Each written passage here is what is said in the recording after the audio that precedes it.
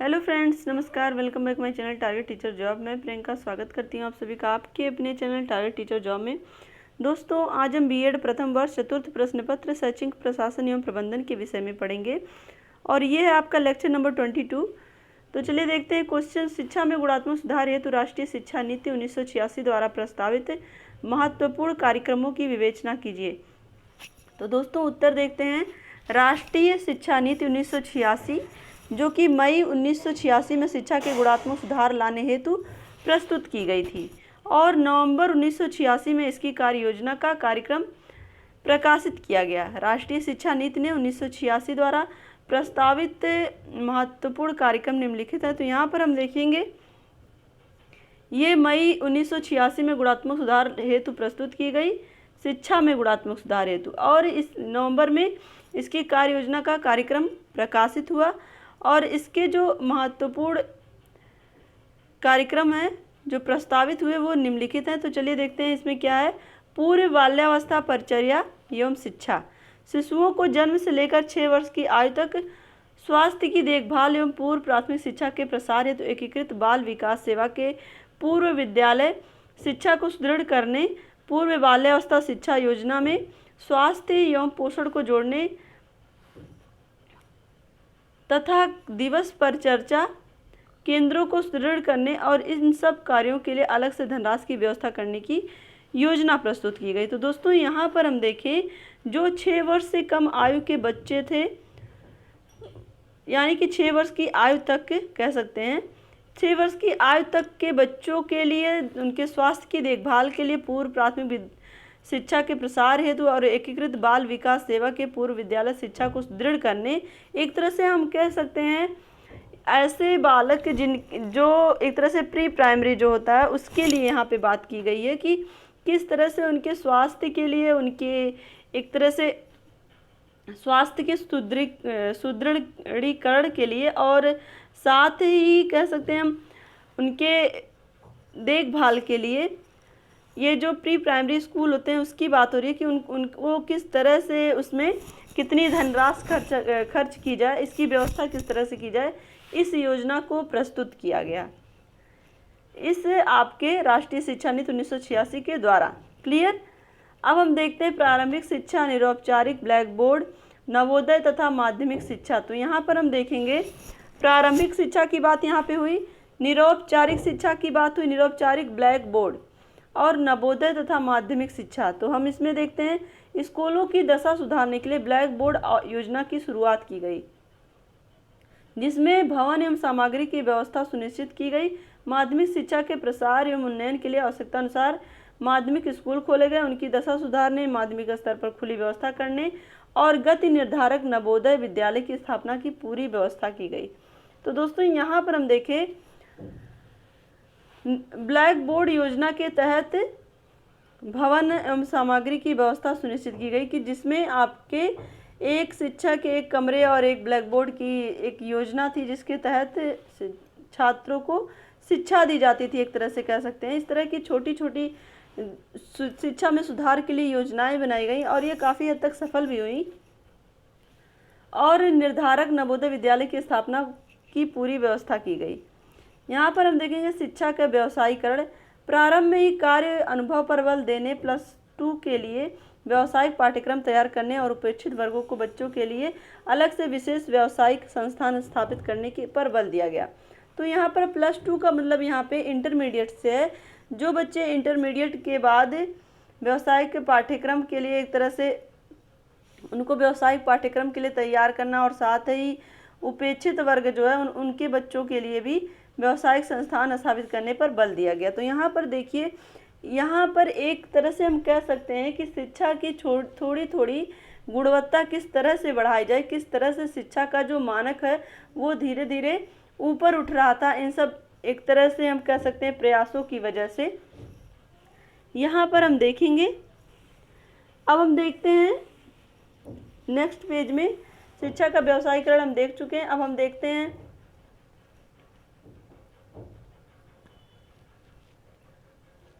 उच्च शिक्षा।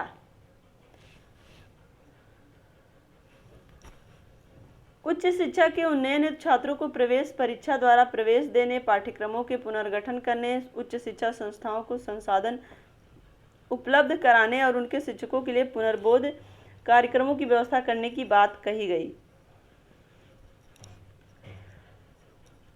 दोस्तों यहाँ पर हम देखें उच्च शिक्षा के लिए छात्रों को प्रवेश परीक्षा द्वारा प्रवेश देने की बात कही गई, क्योंकि यहाँ पर उच्च शिक्षा के साथ साथ छात्रों की योग्यता भी देखी जा रही थी।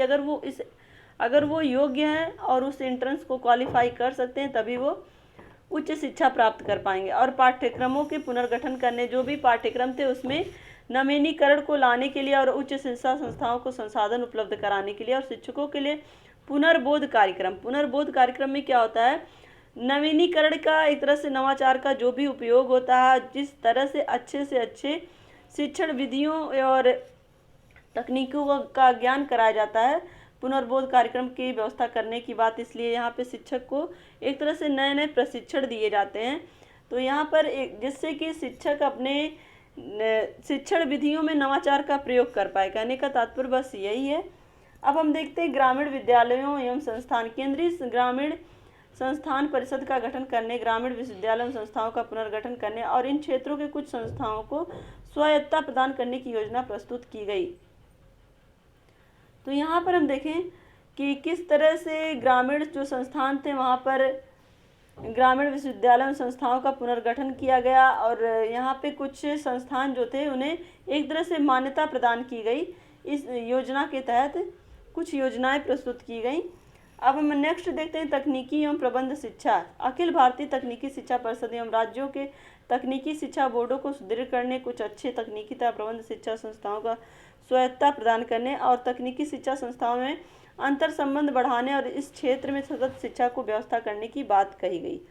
तो तकनीकी एवं प्रबंध शिक्षा में क्या था, जो भी एक तरह से नवाचार के माध्यम से, तकनीकों के माध्यम से समाज में जो भी शिक्षित संस्थाएं थी, जो भी शिक्षा देने का कार्य कर रही थी, उनको अच्छे तकनीकी तथा प्रबंध शिक्षा संस्थाओं की स्वायत्तता प्रदान करने, एक तरह से कह सकते हैं हम कि उन्हें एक तरह से मान्यता देने की बात यहाँ पे कही जा रही है। और तकनीकी शिक्षा संस्थाओं में अंतर संबंध बढ़ाने और इस क्षेत्र में सतत शिक्षा की व्यवस्था करने की बात कही गई। अब हम देखते हैं प्रणाली को कार्यकारी बनाना। संस्थाओं में प्रशासन तथा शिक्षकों के लिए मानक निर्धारित करने, शिक्षक तथा छात्रों की कार्य प्रणाली में सुधार करने और शिक्षा संस्थाओं का मूल्यांकन करने पर बल दिया गया। तो यहाँ पर हम देखें दोस्तों किस तरह से जो शिक्षा व्यवस्था थी उसको किस तरह से सुदृढ़ करने की बात कही गई।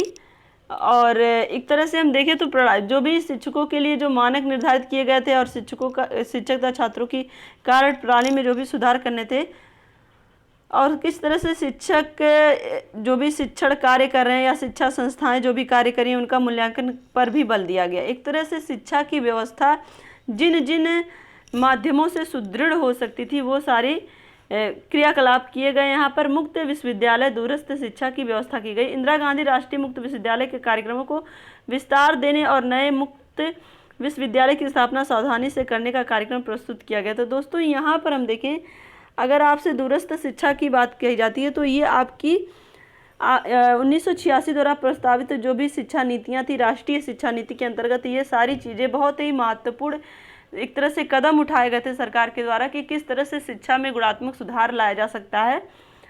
अब हम देखते हैं अनुसंधान तथा विकास। उच्च शिक्षा के पाठ्यक्रमों को विकसित करने, अनुसंधान केंद्रों की अधिसंरचना में सुधार करने, अनुसंधान हेतु प्रतिभाओं की खोज करने और कार्यरत शिक्षकों को अनुसंधान के लिए अधिक अवसर सुलभ कराने की योजना प्रस्तुत की गई। तो यहाँ पर दोस्तों हम देखिए कि अनुसंधान तथा विकास किस तरह से किया जाए, किस तरह से जो भी शिक्षण कार्य हो रहे हैं उनमें किस तरह से पाठ्यक्रमों को विकसित करने और किस तरह से अनुसंधान की अधिसंरचना में सुधार करने और अनुसंधानों हेतु प्रतिभाओं की खोज करने कि किस तरह से प्रतिभाशाली छात्र और प्रतिभाशाली शिक्षक मिलें जो कि एक तरह से अपना शिक्षण कार्य भली प्रकार से कर सकें और जो छात्र हैं वो अपने अध्ययन को अच्छे ढंग से कर सके। तो इस तरह से ये एक योजना थी अनुसंधान एवं विकास कार्यक्रम के माध्यम से जो सरकार के द्वारा शिक्षा की गुणवत्ता बढ़ाने के लिए एक ही बहुत ही महत्वपूर्ण कदम था। अब हम देखते हैं नारी समानता के लिए शिक्षा, बालिकाओं की दर बढ़ाने तथा उन्हें शिक्षित करने के लिए समानता लाना। दोस्तों ये भी एक बहुत महत्वपूर्ण कदम था। यहाँ पर हम देखें प्रौढ़ों, अल्पसंख्यकों और विकलांगों की शिक्षा। अल्पसंख्यक वर्ग और विकलांग लोगों की शिक्षा के लिए भी यहाँ पर देखिए कौन कौन से कार्य हुए हैं। प्रौढ़ एवं सतत शिक्षा को गति प्रदान करने, जनपद स्तर पर विकलांगता जानकारी हेतु सेवाएं शुरू करने और इनके शिक्षा की उपयुक्त व्यवस्था करने, अल्पसंख्यक क्षेत्रों में पॉलिटेक्निक कॉलेज खोलने, शिक्षकों को प्रशिक्षित करने तथा इनके लिए कोचिंग सेंटर खोलने और इनके बच्चियों की शिक्षा व्यवस्था करने के विशेष ध्यान पर बल दिया गया। तो यहाँ पर हम देखें कि किस तरह से जो भी अल्पसंख्यक वर्ग थे और विकलांग एक तरह से छात्र छात्राएं जो भी थे उनके लिए कॉलेजों की स्थापना करना, पॉलिटेक्निक कॉलेजों की स्थापना करना और शिक्षकों की प्रशिक्षित करने, शिक्षकों के प्रशिक्षण के लिए कह सकते हैं हम, और इसके लिए कोचिंग सेंटर खोलने और इनके बच्चियों की शिक्षा व्यवस्था करने के ऊपर विशेष बल दिया गया। अब हम देखते हैं युवा तथा खेल, इनमें शारीरिक शिक्षा एवं खेलों को सम्मिलित करने पर विशेष बल दिया गया। इससे देखिए युवा तथा खेल के माध्यम से शारीरिक शिक्षा एक तरह से अब शिक्षा में धीरे धीरे व्यायाम को भी शामिल किया गया, खेल कूद व्यायाम को भी शामिल किया जाने लगा और साथ ही इस पर विशेष बल दिया गया। भाषा विकास और संस्कृत परिप्रेक्ष्य, आधुनिक भारतीय भाषाओं के विकास और हिंदी को संपर्क भाषा के रूप में विकसित करने के लिए आर्थिक सहायता देने का वायदा किया गया। सांस्कृतिक कार्यक्रमों को पाठ्यचर्या का अंग स्वीकार किया गया। दोस्तों यहाँ पर हम देखें आधुनिक भारतीय भाषाओं के विकास और हिंदी को संपर्क भाषा के रूप में विकसित करने के लिए आर्थिक सहायता देने का वायदा किया गया। तो यहाँ पर जैसा कि आप जानते हैं कि हिंदी हमारी राजभाषा एक तरह से हम कह सकते हैं, तो राजभाषा के रूप में हिंदी को समृद्धि प्रदान करने की बात यहाँ पे कही गई है। सांस्कृतिक कार्यक्रमों को पाठ्यचर्या का अंग स्वीकार किया गया।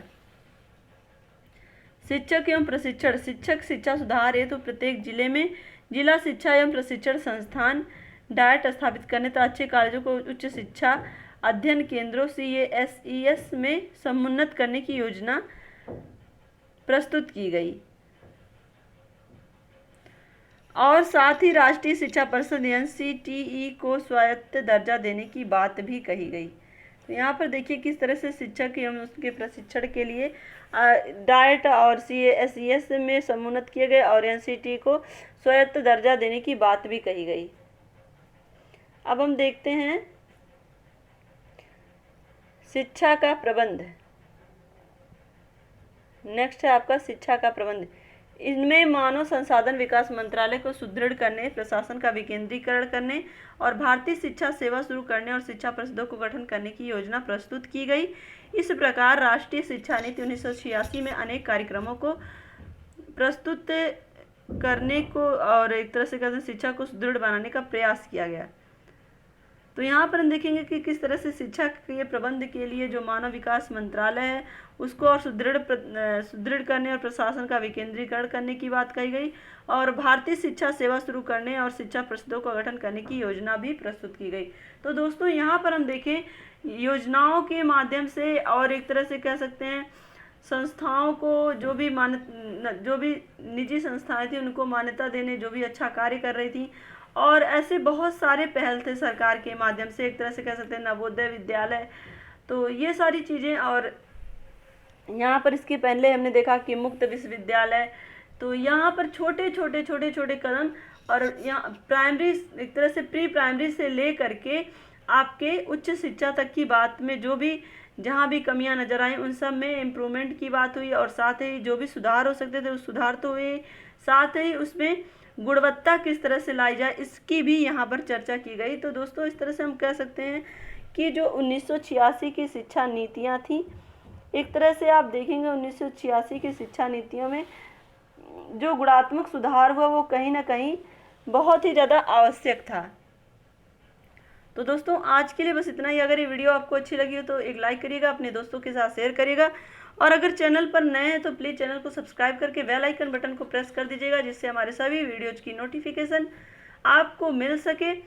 और दोस्तों इसी तरह से अपनी मेहनत जारी रखिए, पढ़ते रहिए, खुश रहा करिए और साथ ही अपने स्वास्थ्य का ध्यान रखिए, अपनों के स्वास्थ्य का ध्यान रखिए, अपने आसपास सफाई रखिए। दोस्तों जैसा कि आप जानते हैं कि कोविड-19 की वजह से बहुत ही ज़्यादा देश में एक तरह से आपदा का माहौल है, तो ऐसे माहौल में हमें बहुत ही ज़्यादा सचेत रहने की आवश्यकता है, अपने लिए, अपनों के लिए और पूरे देश के लिए। आपको जहाँ भी जितना भी जो भी आपसे बन पड़ता वो आप करिए। हमसे जुड़ने के लिए थैंक यू सो मच। जय हिंद।